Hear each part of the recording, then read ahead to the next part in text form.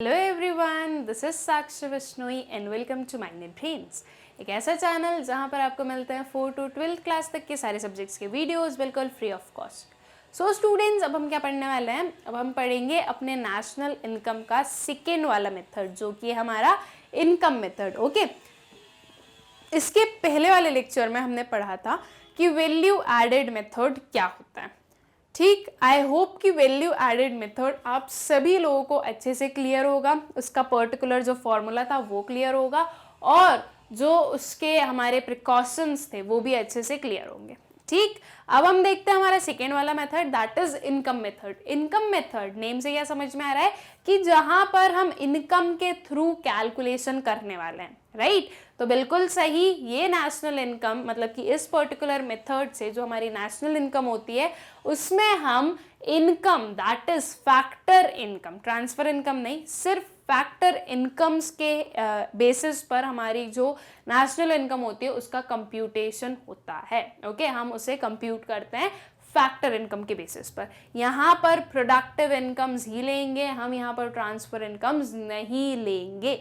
Okay, तो चलिए देखते हैं कि वो जो हमारी डिफरेंट फैक्टर इनकम्स हैं या फिर हमारी जो इनकम मेथड है उसके क्या क्या कंपोनेंट्स होने वाले हैं, उसकी डेफिनेशन क्या होने वाली है, उसका फॉर्मूला क्या होने वाला है और उसके क्या प्रिकॉशंस होने वाले हैं। Okay, so let's start. According to this method, all the incomes that accrue to the factors of production by way of wages, profits, rent, interest, etc. are summed up to obtain the national income. हमारे इस particular income method के through हम क्या बताना चाहते हैं कि income method वो सारी इनकम को इंक्लूड करती है जो कि फैक्टर्स ऑफ प्रोडक्शन को मिलती है। फैक्टर्स ऑफ प्रोडक्शन क्या क्या होते हैं? Land, labour, capital and entrepreneur. ये चीज़ तो हमने बहुत बार पढ़ी है, तो आप लोगों को अभी तक बहुत अच्छे से पता होना चाहिए कि फैक्टर्स ऑफ प्रोडक्शन क्या होते हैं और इनके जो पेमेंट्स होते हैं वो क्या होते हैं। इन सब के पर्टिकुलर पेमेंट्स क्या होते हैं? Rent, wages, capital and profit, right? आपको लैंड पर क्या मिलेगा? रेंट मिलेगा। आपको वेजेस पर क्या मिलेंगे? लेबर पर क्या मिलेंगे? वेजेस मिलेंगे। कैपिटल पर मिलेगा आपको इंटरेस्ट और जो आपकी एंटरप्रेन्योरशिप है, ओके, उसके लिए आपको प्रॉफिट मिलेगा। सो ये सारे जो थे वो हमारे फैक्टर ऑफ प्रोडक्शन के रिवॉर्ड्स थे। बस यही सारी चीज़ों को हमें ऐड करना है या इन्हीं सारी चीज़ों को मिला के क्या बनता है? ये बनता है हमारा इनकम मेथड। ठीक है, तो चलिए और आगे बढ़ते हैं और देखते हैं कि ये जो पर्टिकुलर हैं हमारे एक वेजेस, प्रॉफिट, रेंट, इंटरेस्ट, इसे हम किस पर्टिकुलर सेंस में बोल रहे हैं, इससे हम क्या मतलब बताना चाहते हैं। Okay, so components of factor income, क्या क्या कंपोनेंट्स होते हैं फैक्टर इनकम के, मतलब कि किन किन डिफरेंट चीजों को मिला के हमारी फैक्टर इनकम बनती है, हमें वो देखना है। कंपनसेशन ऑफ एम्प्लॉइज या फिर मैं इसे COE भी बोल सकती हूँ। स्टूडेंट्स, ये जो सारे कंपोनेंट्स हैं बहुत इंपॉर्टेंट कंपोनेंट्स हैं, इसमें से आपको कुछ भी स्किप नहीं करना है, सब कुछ बहुत अच्छे से पढ़ना है। रीजन, यही सारे कंपोनेंट्स को मिलाकर जो हमारा फॉर्मूला है वो आने वाला है। अब वो फॉर्मूले में ये सारे हम क्यों इंक्लूड कर रहे हैं इसका मतलब हमें पता होना चाहिए। अब जैसे कि यही है COE, तो COE में हम क्या क्या इंक्लूड कर रहे हैं, ये सारी चीजें हमें बहुत अच्छे से पता होनी चाहिए, इसलिए इसकी एक थॉरो पढ़ाई हमें करनी जरूरी है। Okay, so compensation of employees, इसके जो टर्म है इसके नेम से क्या समझ में आ रहा है? कंपनसेशन ऑफ एम्प्लॉइज, एम्प्लॉइज को जो कंपनसेशन दिया जाए, मतलब कि क्या कि एम्प्लॉइज को जिस भी पर्टिकुलर वे में पे किया जाए। ओके, जैसे कि वेजेस है, सैलरीज है, ये क्या है? ये है उनके कंपनसेशंस। लेकिन एक क्वेश्चन ये आता है कि क्या सिर्फ और सिर्फ एम्प्लॉइज को एक कैश में ही कंपनसेट किया जाता है क्या? बिना कैश के कंपनसेट नहीं किया जाता क्या? अब एक क्वेश्चन मार्क। तो इसका आंसर क्या है? इसका आंसर ये होगा कि आपका जो कंपनसेशन किया जाता है एक एम्प्लॉइज को वो इन कैश और इन काइंड दोनों में मिलता है, राइट? कैश में भी मिलेगा और काइंड में भी मिलेगा। दैट मीन्स कि ठीक है, आपको कैश तो दे ही रहे हैं लेकिन कुछ नॉन मॉनेटरी बेनिफिट्स भी दिए जाते हैं जो कि हम किस में इंक्लूड करते हैं? अपने कंपनसेशन ऑफ एम्प्लॉइज में। ओके, अब इसको अच्छे से समझते हैं, एक एक पर्टिकुलर पॉइंट को समझते हैं, सारी चीजें अपने आप क्लियर हो जाएगी। So it refers to the amount paid to employees by employer for rendering productive services. Now employees और employer क्या होते हैं, इसमें तो मुझे लगता है कि आप लोगों को इन दोनों का मतलब पता है और इनके बीच का डिस्टिंक्शन भी पता है। एम्प्लॉई कौन हो गया? एम्प्लॉय हो गया जो काम कर रहा है, और एम्प्लॉयर कौन हो गया? तो एम्प्लॉयर हो गया जो काम करवा रहा है या काम प्रोवाइड कर रहा है। ठीक है, मेरा जो भी बॉस होगा वो क्या हो जाएगा? वो हो जाएगा एम्प्लॉयर, और मैं उसकी क्या हो जाऊंगी? मैं हो जाऊंगी उसकी एम्प्लॉय। ठीक है, तो ये होता है एम्प्लॉयर एंड एम्प्लॉय। वैसे तो इस चीज को एक्सप्लेन करने की नीड नहीं थी, आप सभी लोगों को बहुत अच्छे से पता है ऑलरेडी। ओके, अब देखो जो हमारा कंपनसेशन ऑफ एम्प्लॉइज है, इसमें 3 एलिमेंट्स आते हैं। क्या क्या है ये?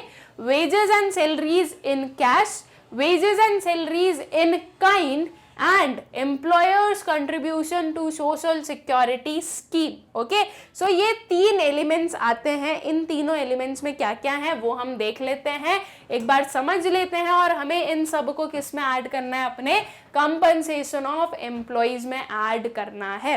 Okay, so wages and salaries in cash, simple सा मतलब है, सिंपल सा समझ में भी आ गया कि जब भी कैश में पेमेंट किया जा रहा है तो वो इसके अंदर आने वाला है। ठीक है, सो it includes all monetary benefits. कौन से बेनिफिट्स? Monetary benefits. इसका मतलब क्या?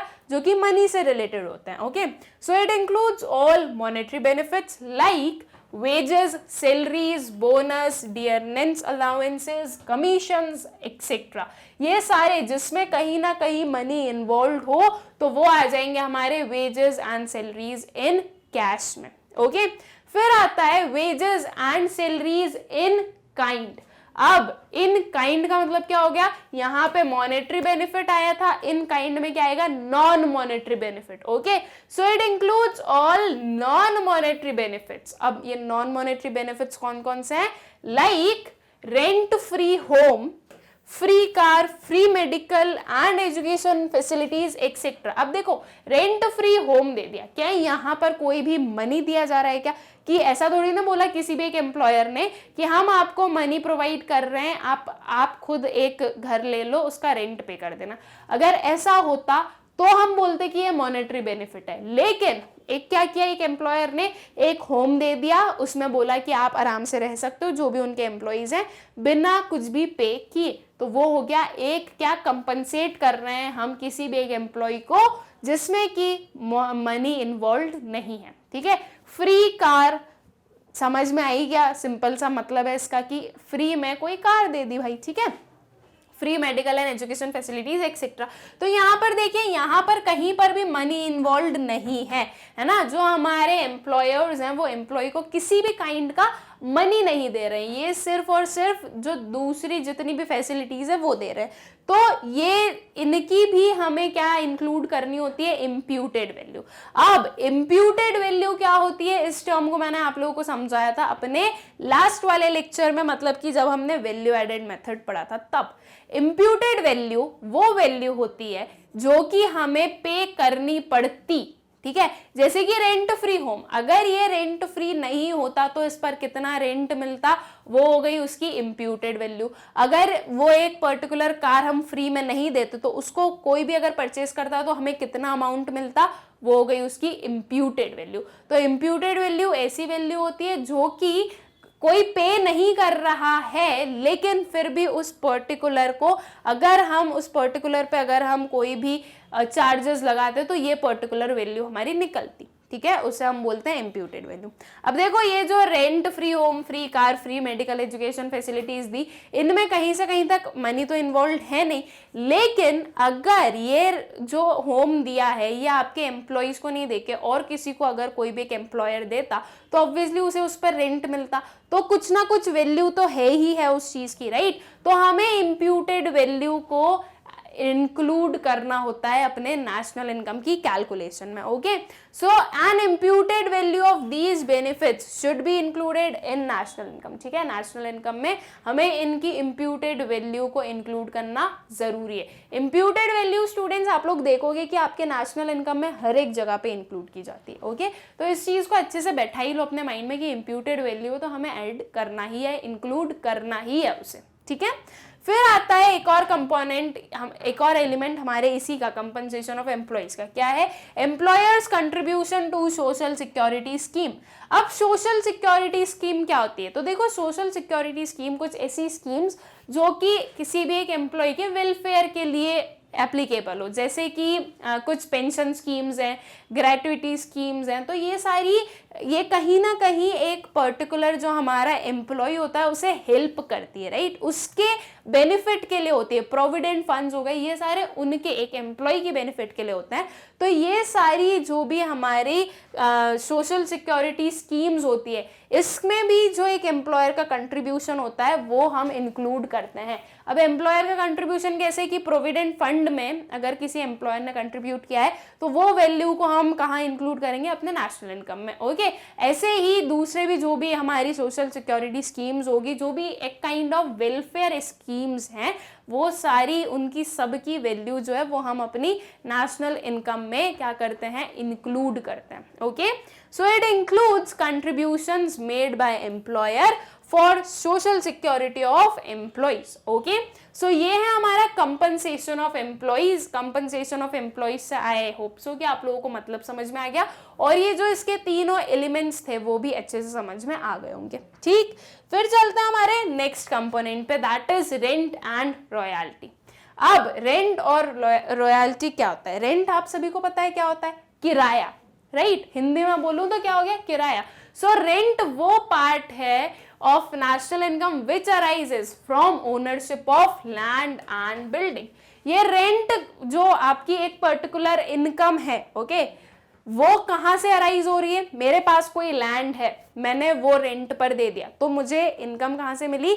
मुझे इनकम उस लैंड से मिली, उस लैंड की मैं ओनर हूँ, इसलिए मुझे वो इनकम मिली, राइट। तो ये ओनरशिप ऑफ लैंड या फिर बिल्डिंग से हमें रेंट मिलता है। मैंने कोई बिल्डिंग है, बिल्डिंग में कोई फ्लैट है, वो फ्लैट मेरा हो गया, ठीक है, वो फ्लैट मेरा है, मैंने रेंट पे दे दिया, इनकम तो मुझे जनरेट हो रही है ना, इनकम जनरेट हो रही है, ये मेरी इनकम है।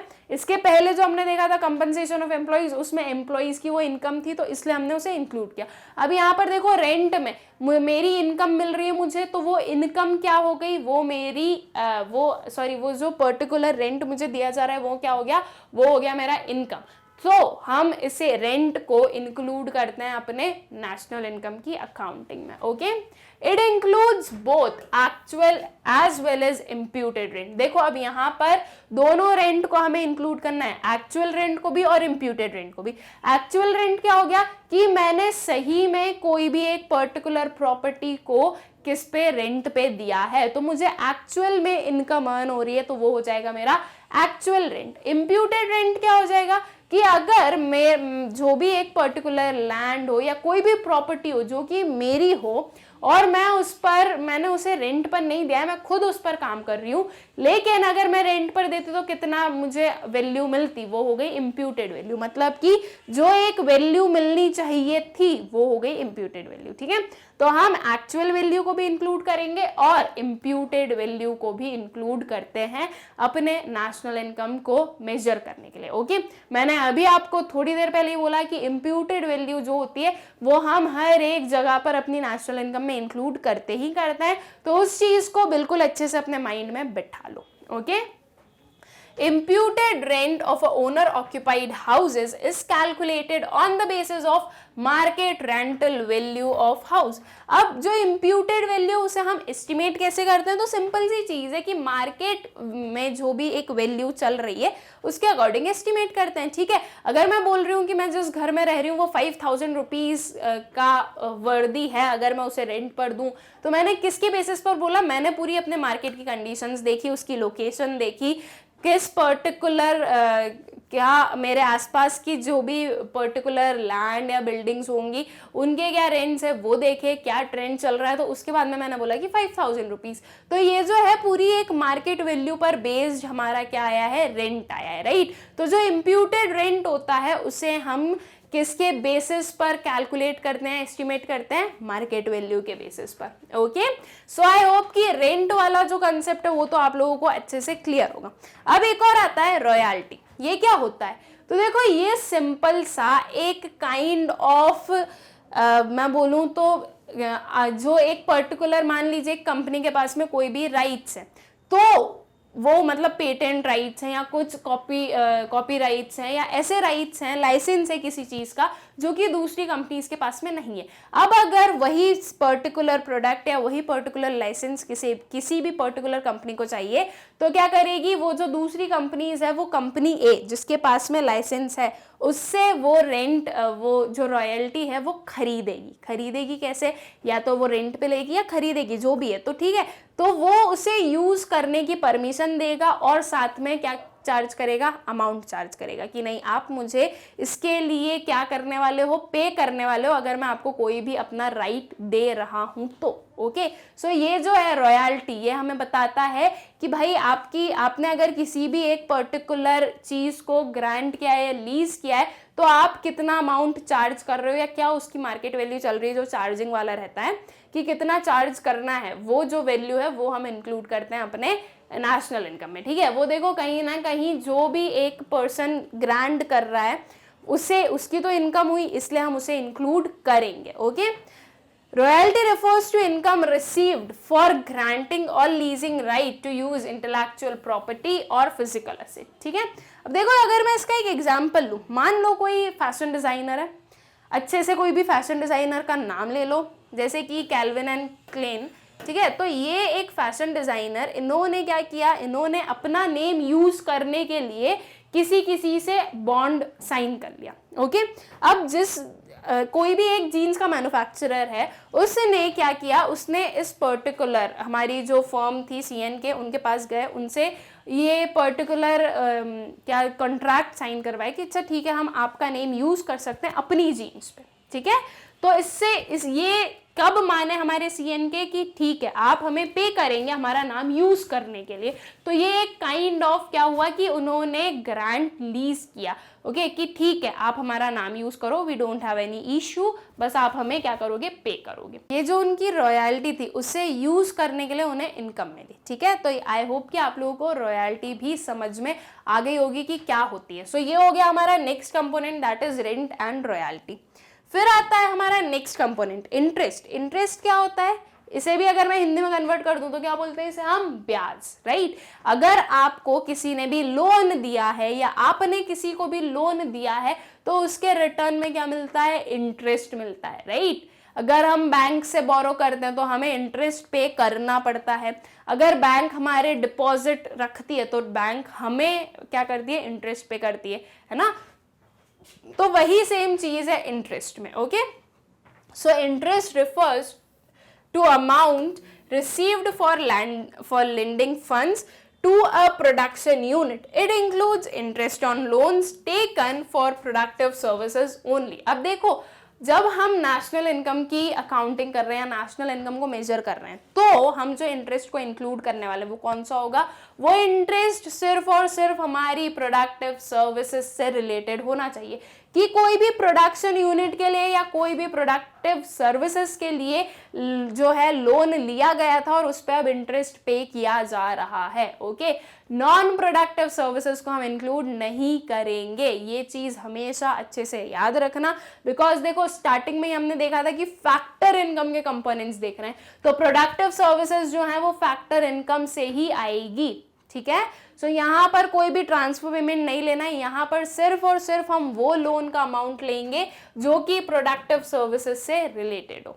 ठीक है, अब जो हमारा इंटरेस्ट है दैट डज नॉट इंक्लूड, क्या इंक्लूड नहीं करती, so interest paid by government on public डेब्ट and interest paid by consumers, as such interest is paid on loans taken for consumption purpose. ठीक है, अब अगर कोई गवर्नमेंट ने इंटरेस्ट पे किया है किसी भी एक पब्लिक डेट पर, या फिर एक कंज्यूमर ने कोई भी लोन लिया है उस पर वो इंटरेस्ट पे कर रहे हैं, तो इसे हम इंक्लूड नहीं करेंगे, बिकॉज ये कोई भी प्रोडक्टिव सर्विसेज के लिए नहीं लिया ना, प्रोडक्शन के लिए नहीं लिया, कोई भी मैन्युफैक्चरिंग से रिलेटेड वाले काम के लिए नहीं लिया है।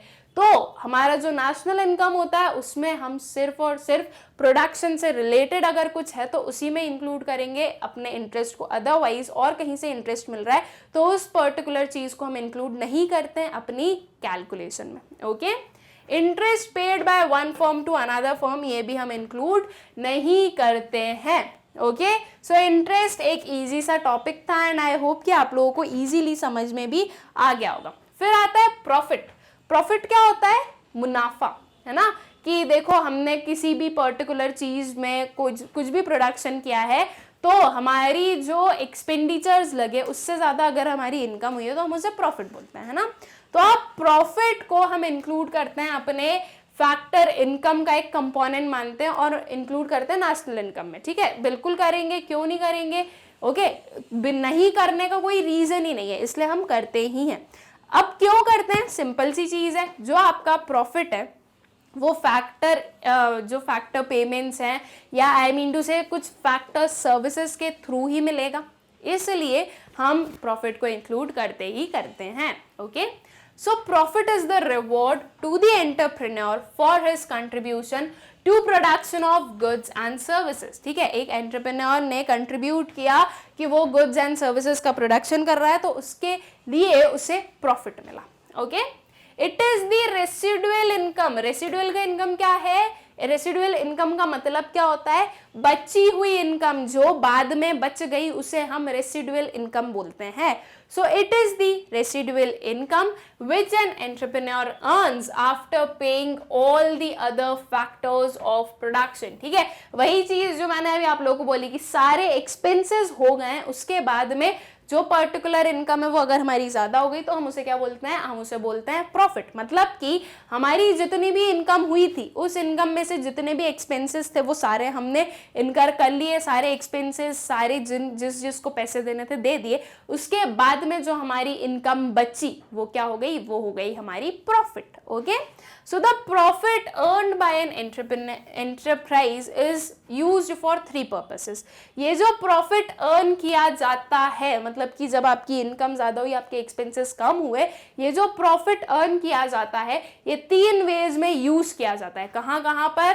Corporate tax, dividend and retained earnings. ये 3 जगहों पे हमारा जो पर्टिकुलर प्रॉफिट है वो यूज किया जाता है। नाउ ये तीनों क्या होते हैं? वैसे तो बहुत ही सिंपल से टर्म्स है। कॉर्पोरेट टैक्स का मतलब क्या हो गया कि एक कॉर्पोरेट का जो टैक्स है, एक कॉर्पोरेशन, दैट मीन्स एक फर्म को जो भी टैक्सेस पे करने पड़ रहे हैं वो कॉर्पोरेट टैक्स हो गए। अब देखो डिफरेंट टैक्सेस पे करने पड़ते हैं, कुछ अब तो जीएसटी आ गया तो बस वो जीएसटी पे कर दो, अदरवाइज पहले बहुत सारे होते थे कि भाई sales, VAT that is value added tax, और ऐसे सारे अलग अलग जो भी टैक्सेस थे वो पे करने पड़ते थे। तो अब ये जो सारे टैक्सेस आप कोई भी एक फर्म पे कर रहा है तो वो कहाँ से पे कर रहा है? वो जो उसकी इनकम बची, दैट मीन्स जो प्रॉफिट हुआ, उस प्रॉफिट को कहाँ यूज कर रहा कि वो ये सारे टैक्सेस को पे कर सके। Okay, so corporate tax, it is the direct tax paid by an enterprise to the government on the total profit earned by it। ठीक है, it is also known as profit tax और business tax। ये जो आपका profit हुआ उस पर tax लगा, उस टैक्स को हमने क्या बोला? कॉर्पोरेट टैक्स, या फिर प्रॉफिट टैक्स, या फिर बिजनेस टैक्स। ये जो प्रॉफिट हुआ है तो उसके लिए आप कुछ ना कुछ टैक्स तो पे करना ही पड़ेगा। ऑब्वियसली ये जो प्रॉफिट है ये एक काइंड ऑफ इनकम है तो उस पर ये पे करना जरूरी है। फिर आता है डिविडेंड। तो डिविडेंड क्या होता है?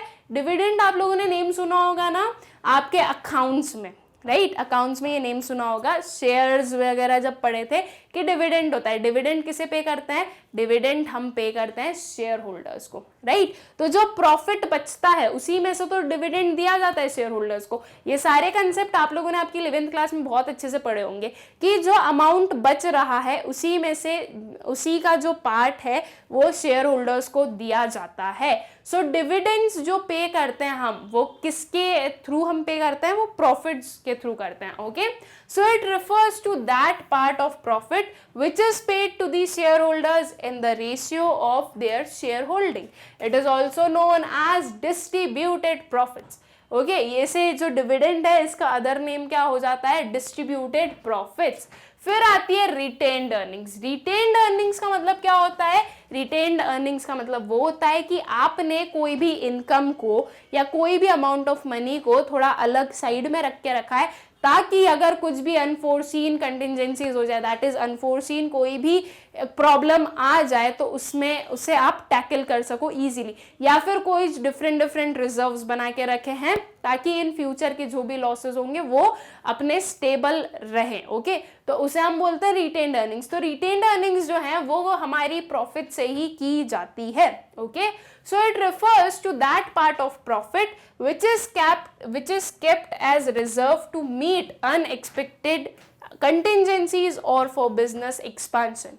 It is also known as undistributed profits or saving of private sector or reserve and surplus. ठीक है ये इसके अदर नेम है, reserve and surplus, undistributed profit, saving of private sector, ये कुछ भी हो सकता है. अनडिस्ट्रीब्यूटेड प्रॉफिट सिंपल सी चीज है, उस प्रॉफिट को डिस्ट्रीब्यूट नहीं किया इसलिए उसका नेम क्या आ गया, अनडिस्ट्रीब्यूटेड प्रॉफिट. ठीक है रिजर्व एंड सरप्लस की उसे रिजर्व के लिए रख के रखा है हमने. ओके और जो हमारी सेविंग्स ऑफ प्राइवेट सेक्टर, जो प्राइवेट सेक्टर है वो सेव कर रही है तो वो हमारे रिटेन्ड अर्निंग्स हो गया. ओके सो ये तीनों जो है इन तीनों को मिला के हमारा प्रॉफिट होता है, हम बोल सकते हैं, क्योंकि यही तीन जगह पे हमारा प्रॉफिट जो है वो जाता है. तो अगर मैं इन तीनों का अमाउंट मिक्स कर दूं, ऐड कर दूं तो मेरा प्रॉफिट आ जाएगा. राइट तो मैं बोल सकती हूँ profit is equals to corporate tax plus dividend plus retained earnings. ठीक आई होप कि ये जो प्रॉफिट वाला कंपोनेंट है ये अच्छे से क्लियर होगा आप सभी लोगों को. फिर आता है हमारा fifth component, that is mixed income. अब मिक्स्ड इनकम क्या होती है, क्या नाम से समझ में आ रहा है कि मिक्स्ड, इधर उधर पता नहीं कहाँ कहाँ से सारी इनकम आ गई. राइट वो होती है मिक्स्ड इनकम. तो देखो मिक्स्ड इनकम सिंपल सी चीज है कि अगर कोई भी एक पर्टिकुलर पर्सन है उसको एक ही प्रोफेशन से, या वो एक पर्सन अलग अलग प्रोफेशन कैरी करता है तो उसकी एक पर्टिकुलर पर्सन की अगर 2-3 जगहों से इनकम आ रही है तो उसे हम मिक्स्ड इनकम बोलते हैं. Okay so it is the income generated by own account workers like farmers, barbers etcetera. Mixed income arises from productive services of self-employed person whose income includes wages, rent, interest and profit, and these elements cannot be separated from each other. अब देखो ये जो particular है इसे सबसे अच्छे हम समझते हैं, फार्मर का एग्जाम्पल लेते हैं. ठीक है जो एक फार्मर है वो एक क्या है, एंटरप्रेन्योर है. मान लो कि यही एक जो हमारा फार्मर है वो खुद ही काम करता है. ठीक है वो उसकी लैंड पर खुद काम करता है तो इसका मतलब ये क्या हो गया, ये हो गया हमारा लेबर. फार्मर का लैंड भी है. राइट एंड एक और क्या होता है हमारा कैपिटल. राइट सो हमारा जो फार्मर है वो उनके असेट्स भी लगे हुए हैं, ट्रैक्टर वगैरह जो भी रिक्वायरमेंट होती है वो सारे भी यहाँ पर है. सो फार्मर एक ही टाइम पे एंटरप्रेन्योर, लेबर, कैपिटल और लैंड, लेबर, कैपिटल, एंटरप्रेन्योर सब कुछ है. तो इसका मतलब कि ये जो इनके लिए मिलने वाली हमारी सारी क्या बोलूँ मैं रिवॉर्ड्स हैं वो एक फार्मर को मिल रहा है. फार्मर प्रॉफिट भी अर्न कर रहा है. ठीक है फार्मर जो है वो वेजेस भी अर्न कर रहा है, वो और किसी को नहीं दे रहे, वो खुद रख रहे हैं. यहाँ पर क्या हो गया, इम्प्यूटेड वेजेस. ठीक है फिर उसके बाद में रेंट, जो लैंड है उस पर इम्प्यूटेड रेंट मिल रहा है, और एक और आ गया हमारा इंटरेस्ट. ठीक है तो ये सारी चीजें एक ही पर्सन में आ गई. ये सारी क्या हो गई, मिक्स्ड इनकम की. देखो हर एक जगह से इनकम आ गई. तो मिक्स्ड इनकम क्या होता है, मिक्स्ड इनकम यही चीज होती है कि वो इनकम जो कि अराइज होती है प्रोडक्टिव सर्विसेज से, जिसमें कि एक जो इनकम होती है वो इंक्लूड करती है wages, rent, interest and profit, और इन सारे एलिमेंट्स को हम अलग नहीं कर सकते. ठीक है जैसे कि एक और एग्जांपल है income of a doctor running a clinic at his residence. खुद का रेसिडेंस है, खुद का रेसिडेंस है इसका मतलब कि खुद का लैंड है, तो इस पे आ गई क्या, रेंट, इम्प्यूटेड रेंट आ गया. फिर वो खुद ही डॉक्टर है, वो खुद ही वहां का एंटरप्रेन्योर भी है और वो खुद ही वहां का लेबर भी है. क्योंकि वो खुद ही काम कर रहा है तो वो लेबर हुआ, ठीक है। एंटरप्रेन्योर है बिकॉज वो उसने ओन करके रखा है, इसलिए वो एंटरप्रेन्योर भी है। और कैपिटल दैट इज इंटरेस्ट भी मिलेगा उसे, अगर उसने जो भी डिफरेंट अगर कुछ भी लोन वगैरह है तो ठीक है, अदरवाइज जो भी पर्टिकुलर इक्विपमेंट्स चाहिए उन सब पे, ओके। तो ये है हमारे मिक्स्ड इनकम के एग्जाम्पल्स कि मिक्स्ड इनकम का मतलब क्या होता है। मिक्स्ड इनकम का मतलब सिंपल सा हो गया कि सेल्फ एम्प्लॉयड पर्सन्स, ठीक है, प्रोडक्टिव सर्विसेज एक सेल्फ एम्प्लॉयड पर्सन से अगर हमें मिल रही है तो वो हो जाती है हमारे मिक्स्ड इनकम का पार्ट, ठीक। आई होप कि आप लोगों को मिक्स्ड इनकम का जो कंसेप्ट है वो समझ में आ गया होगा। अब ये जो मिक्स्ड इनकम होती है इसे हम इंक्लूड करते हैं अपने नेशनल इनकम को एस्टिमेट करने के लिए, ठीक है। तो ये 5 कंपोनेंट्स थे स्टूडेंट्स हमारे, कौन कौन से, कंपनसेशन ऑफ एम्प्लॉइज, फिर आता है रेंट एंड रॉयल्टी, फिर आता है इंटरेस्ट, फिर प्रॉफिट, और ये आया 5th one that is mixed income. In 5 components को मिला के क्या बनता है, इन 5 कंपोनेंट्स को मिला के हम अपनी इनकम मेथड के थ्रू अपनी जो कैलकुलेशन है वो करते हैं, ओके। सो अब कुछ स्टेप्स देखते हैं हमारी इनकम मेथड में क्या क्या होती हैं। सबसे पहले identify and classify production units. कौन सा प्रोडक्शन यूनिट है, प्राइमरी, टर्शरी, सेकेंडरी, वो सारी चीजें देखो। एट दी एंड तो हमें सारे प्रोडक्शन यूनिट्स को एक साथ में ही ऐड करना होता है। फिर जो नेक्स्ट है step number 2, estimate the factor income paid by each sector. Each sector को कितनी फैक्टर इनकम पे की जा रही है या ईच सेक्टर कितनी पे कर रहा है फैक्टर इनकम, वो हमें बताना है, ओके। अब जो फैक्टर इनकम है उसका क्लासिफिकेशन हम अभी पढ़ के आए, ये 5 जो है COE, rent and royalty, interest, profit and mixed income, ठीक है। अब इन सब को ऐड करके हमें क्या मिलने वाला है ये समझिए आप। इन सब को ऐड करके हमें मिलेगा डोमेस्टिक इनकम। तो अब ये ध्यान रखो कि इनकम मेथड अगर है तो इनकम मेथड के फॉर्मूले से आपको क्या मिलेगी, आपकी domestic income that is NDP@FC। ये जो 5 कंपोनेंट्स थे उन सभी को हमने ऐड किया यहाँ पे, ये इस पर्टिकुलर फॉर्मूले में आप देख सकते हो। तो यहाँ पर इन सभी को ऐड करने पर हमें मिला NDP@FC। अब जल्दी से एक रिकैप लेते हैं। वैल्यू एडेड मेथड में जो हम कैलकुलेशन करते हैं वो हमें कौन से मेजर तक पहुंचाता है, तो वो हमें पहुंचाता है GDP@MP तक, ठीक है। मतलब कि वैल्यू एडेड मेथड से सबसे पहले आपको मिलता है GDP@MP, और जो इनकम मेथड है उससे सबसे पहले आपको क्या मिलता है, NDP@FC। अब NDP@FC हमें मिल गया है, एक मेजर मिल गया, तो इसकी हेल्प से अब हम अपनी नेशनल इनकम कैलकुलेट कर सकते हैं, राइट। सिंपल सा है, NDP@FC गिवन है, NNP@FC चाहिए, D और N का डिफरेंस है, तो ये हम कैसे फाइंड आउट करते हैं, या इनके बीच में हम ये जो D और N का डिफरेंस होता है इसे हम कैसे हटाते हैं, net factor income from abroad के थ्रू, ओके। मैंने इस डोमेस्टिक में ये ऐड कर दिया NFI, तो वो क्या बन जाएगा, नेशनल बन जाएगा। सो अब हमें अगर डोमेस्टिक इनकम मिल गई तो उससे हम नेशनल इनकम इजीली कैलकुलेट कर सकते हैं, ओके। आई होप स्टूडेंट्स की ये जो पर्टिकुलर मेथड था ये आप लोगों को क्लियर था कि हमें कौन कौन से कंपोनेंट्स इसमें ऐड करने हैं, ये सारे कंपोनेंट्स में इन सारे कंपोनेंट्स का मतलब क्या क्या होता है, ये सारी चीज़ें आप लोगों को अच्छे से क्लियर होगी, ओके। अब ये आता है हमारा एक क्या पर्टिकुलर वही सारी चीज़ें जो अभी हमने पढ़ी वही उसी को हम यहाँ पे भी देखने वाले हैं, एक थोड़े से सिस्टमैटिक और एक टैबुलर फॉर्मेट में। So compensation of employees plus rent and royalty plus interest plus profit plus mixed income, ये सब हमें क्या देगा, ये हमें देगा domestic income, okay, that is NDP@FC। अब ये इस NDP@FC में ऐड कर दो NFI है तो हमें क्या मिलेगा, ये हमें मिलेगा national income that is NNP@FC, okay. I hope कि ये जो इनकम मेथड है इसका कैलकुलेशन आप लोगों को अच्छे से क्लियर हो। सो स्टूडेंट्स ये देखो हमने जो अभी तक पढ़ा अपने इनकम मेथड में उसमें हमने सिर्फ स्टेप्स समझी और जो कंपोनेंट्स थे वो समझे, ओके। अभी इसके प्रिकॉशंस बचे हैं, मतलब कि इनकम मेथड के प्रिकॉशंस अभी पढ़ना बचे हैं। मैंने उसे इस पर्टिकुलर वीडियो में इसलिए इंक्लूड नहीं किया बिकॉज ये वीडियो की लेंथ बहुत ज़्यादा बड़ी हो जाती है, ओके। तो हमारे जो प्रिकॉशन ऑफ इनकम मेथड है वो हम देखेंगे अपने नेक्स्ट वाले लेक्चर में। आई होप सो कि आप लोगों को इतना कंसेप्ट अच्छे से क्लियर होगा कि क्या पर्टिकुलर होता है हमारा इनकम मेथड, ओके। याद ये रखना है कि इनकम मेथड के थ्रू जो हम पूरा कैलकुलेशन करते हैं, जो फॉर्मूला यूज करते हैं उसके थ्रू हमें क्या मिलता है, NDP@FC that is domestic product, ठीक है, सॉरी डोमेस्टिक इनकम।